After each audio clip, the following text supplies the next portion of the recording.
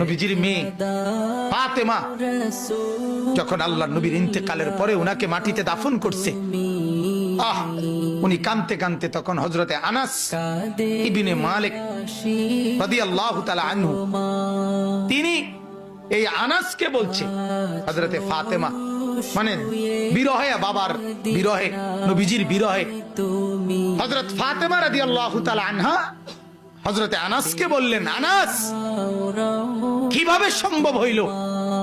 কেঁদে কেঁদে বলছিলেন ফাতেমা, কেমনে তোমরা তোমরা কিভাবে নিজেদের সম্ভব কলজা মানাইলো? কেমনে নবী পাকের উপরে, আমার বাবার উপরে মাটি ফেলতে তোমরা কলজা কেমনে মানলে? কেমনে মাটি দিলা? কেমনে দিলা? আল্লাহ রসুলের পবিত্র দেহের উপরে মাটি ফেলে দিলা?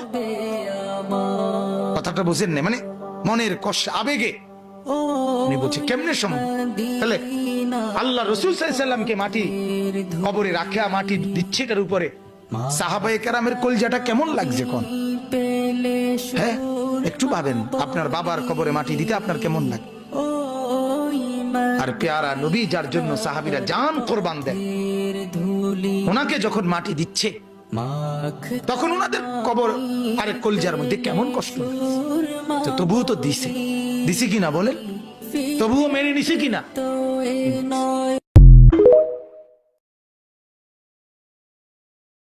নবীজির মেয়ে ফাতেমা যখন আল্লাহর নবীর ইন্তেকালের পরে উনাকে মাটিতে দাফন করছে, উনি কাঁদতে কাঁদতে তখন হযরতে আনাস ইবনে মালিক রাদিয়াল্লাহু তাআলা আনহু তিনি এই আনাসকে বলছে, হযরতে ফাতেমা মানে বিরহে, বাবার বিরহে, নবীজির বিরহে হযরত ফাতেমা রাদিয়াল্লাহু তাআলা আনহা হযরতে আনাসকে বললেন, আনাস কিভাবে সম্ভব হইল? কেঁদে কেঁদে বলছিলেন ফাতেমা, কেমনে তোমরা